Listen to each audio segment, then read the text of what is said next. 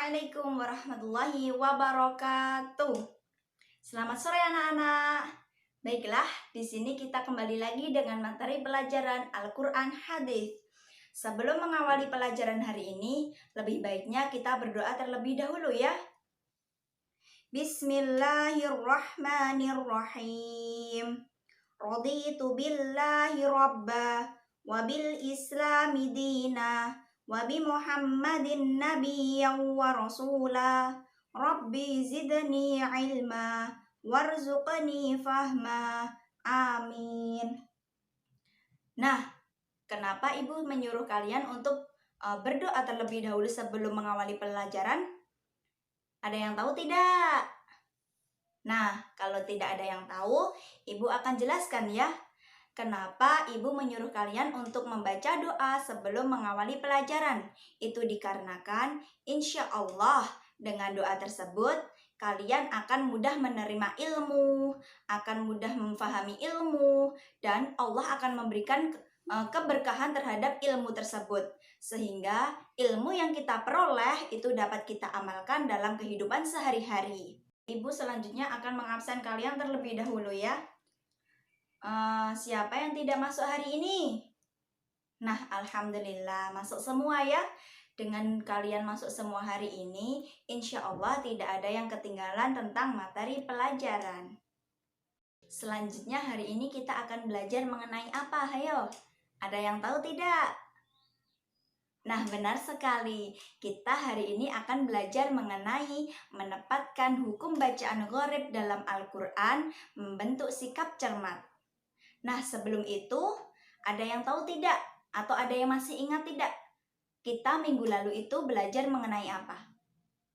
Nah, benar sekali Delia. Kita minggu lalu sudah mempelajari mengenai hukum bacaan mad, yaitu hukum bacaan yang ada di dalam Al-Quran yang harus kita baca panjang. Nah, setelah kita mengetahui tentang semua hukum bacaan mad, maka hari ini kita akan belajar mengenai hukum bacaan gharib. Loh, kenapa Bu kok kita harus mengetahui tentang hukum bacaan gharib? Karena supaya kita dapat mengetahui hukum bacaan tersebut dan dapat kita amalkan dalam kehidupan sehari-hari, yakni saat kita membaca Al-Quran. Karena kan setiap harinya kita itu harus membaca Al-Quran meskipun dalam satu ayat saja.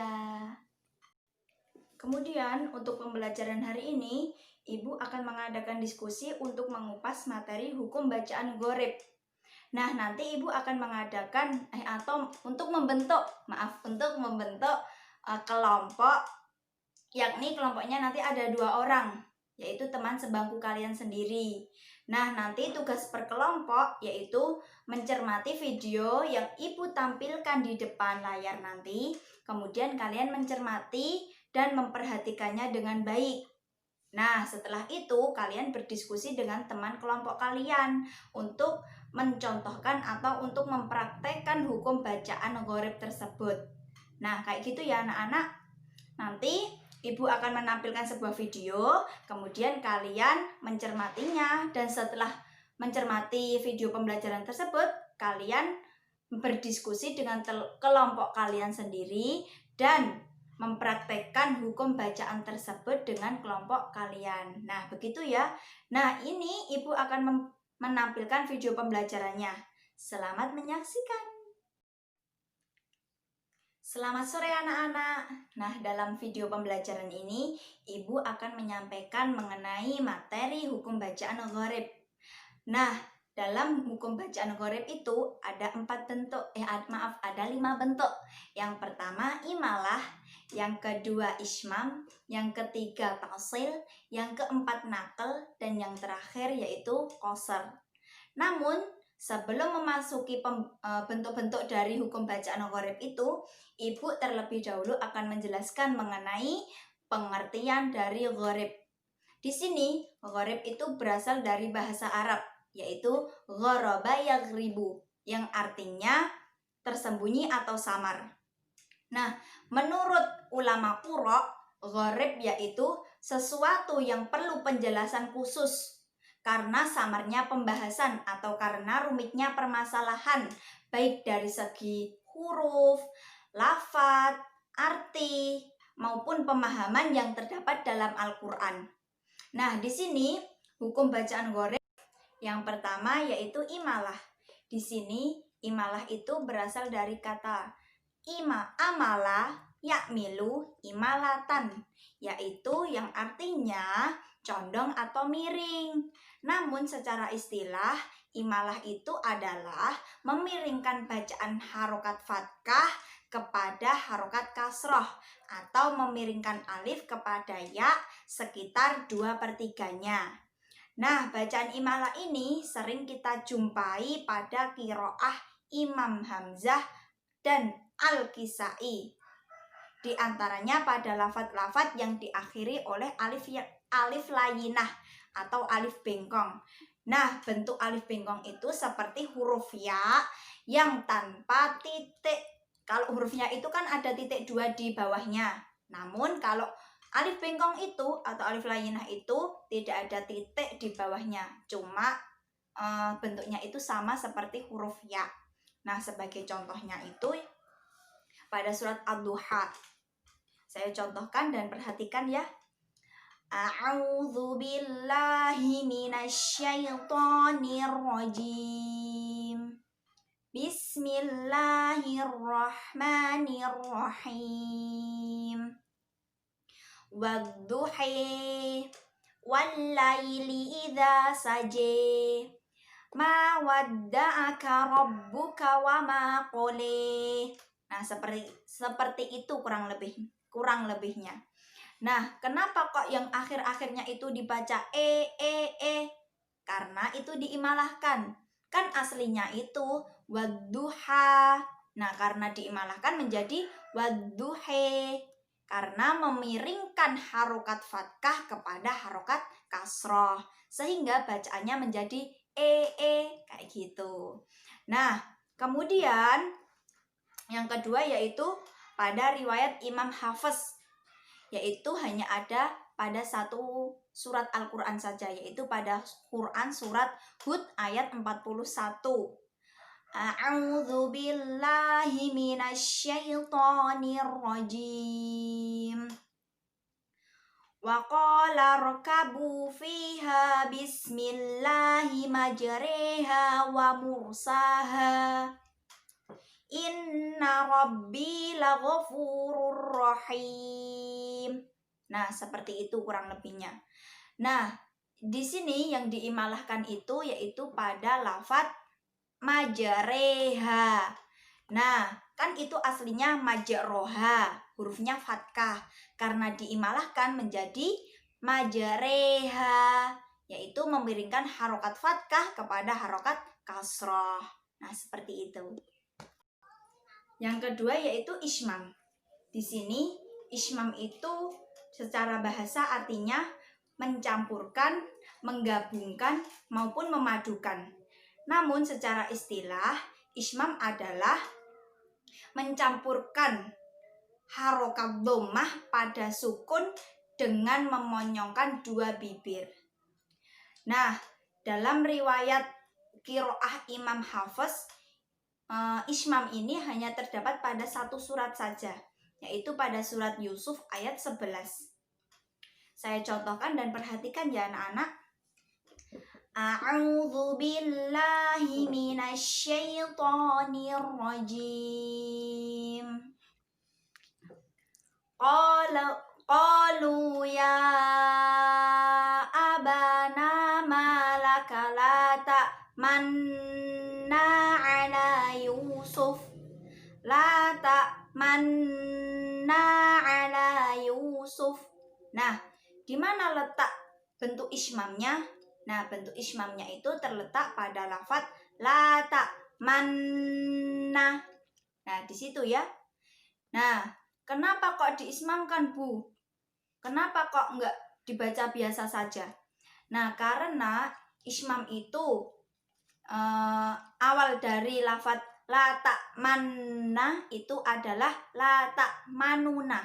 Sehingga orang Arab itu kesulitan kalau disuruh membaca la ta. manuna.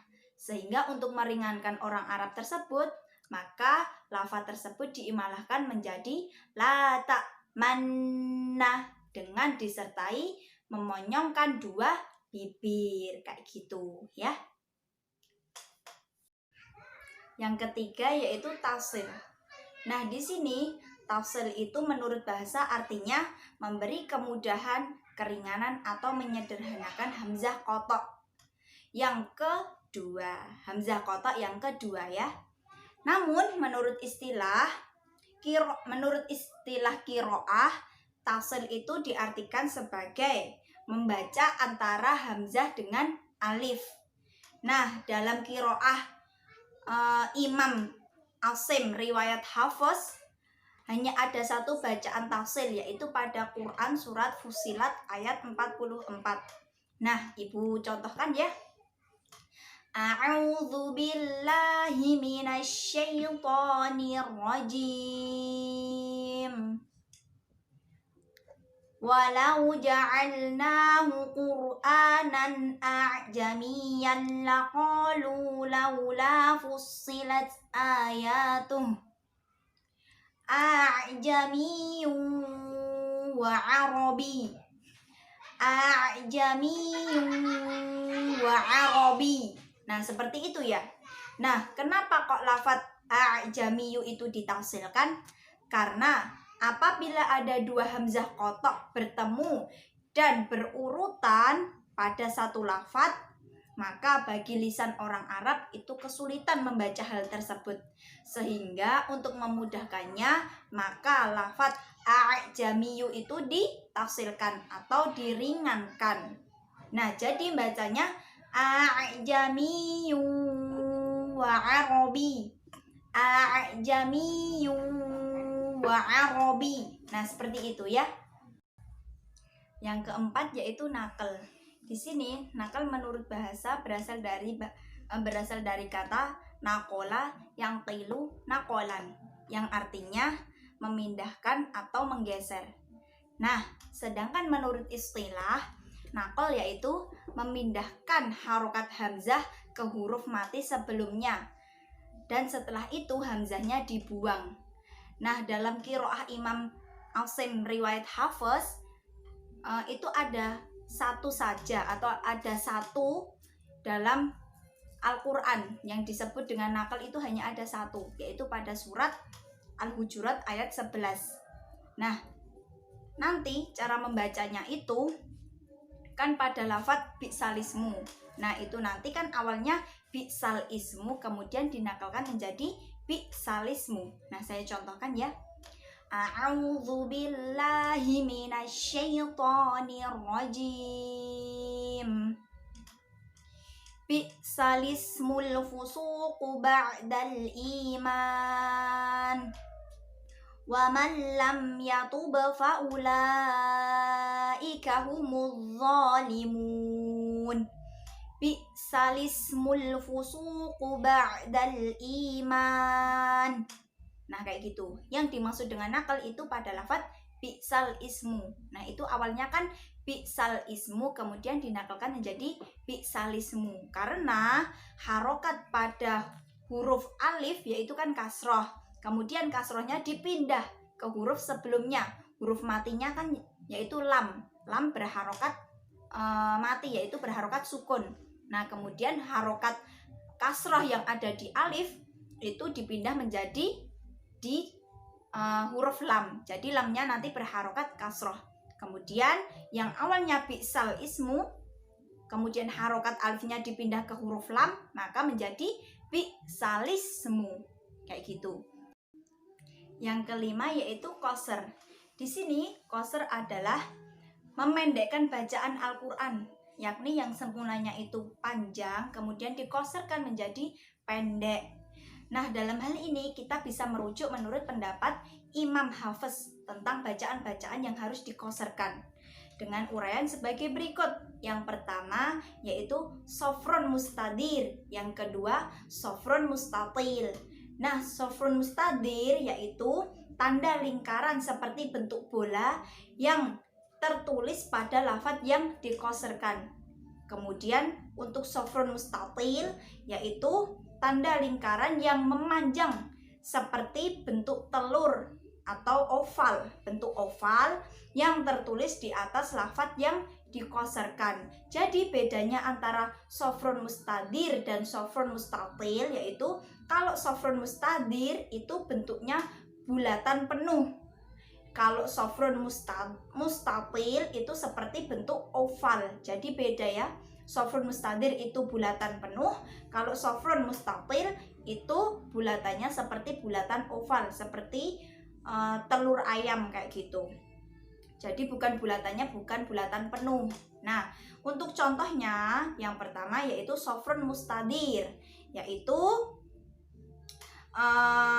sofrun mustadir itu jikalau di atas huruf itu terdapat bulatan kecil, maka cara membacanya itu baik diwasolkan maupun diwakofkan itu bacanya tetap pendek, bukan panjang tapi tetap pendek meskipun wasol maupun wakof. Nah, untuk contohnya yaitu pada surat Al-Kahfi ayat 23 pada lafadz lisya'in. Nah, itu tertulisnya sya-nya panjang, sya, terus di atas alif itu ada bulatan kecil, maka cara membacanya itu lisya'in, bukan lisya'in tapi lisya'in, pendek, shinnya itu dibacanya pendek bukan panjang, meskipun tertulisnya itu panjang tapi cara membacanya tetap pendek karena namanya juga qasr, artinya pendek ya gitu.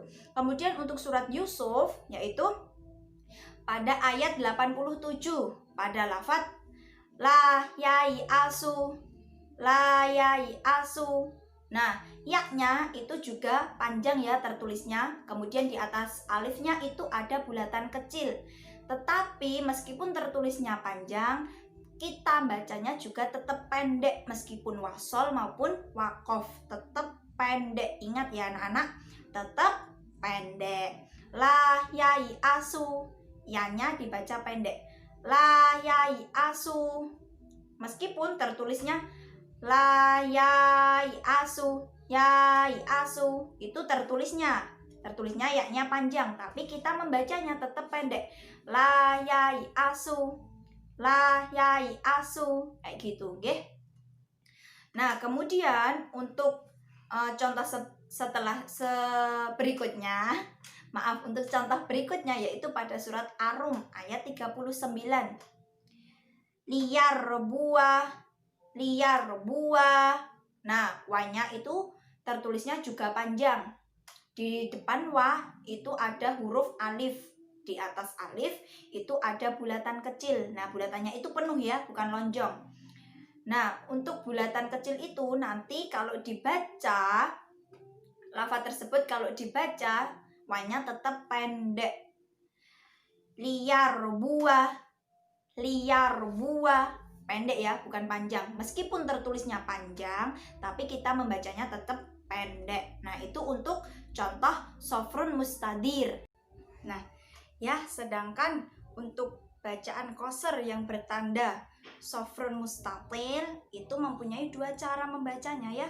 Yang pertama, ketika diwakofkan itu dibaca panjang, namun ketika wasol atau dibaca terus itu dibacanya nanti pendek ya. Perhatikan, wakof itu dibaca panjang, ketika wasol itu dibaca pendek. Nah, contohnya itu pada Quran surat Al-Kafirun ayat 4 yang tertulisnya itu ana.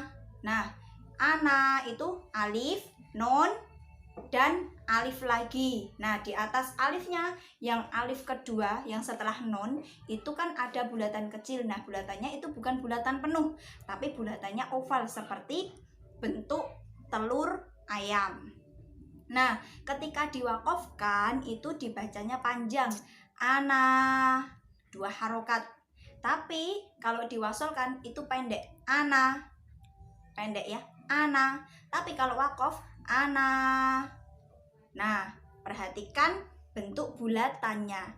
Kalau bulatannya itu bulatan penuh, maka ketika wasol maupun ketika wakof itu dibaca pendek. Namun kalau ketika bulatannya itu seperti oval, seperti bentuk telur ayam, maka cara membacanya itu kalau wasol dibacanya pendek, kalau wakof dibacanya panjang.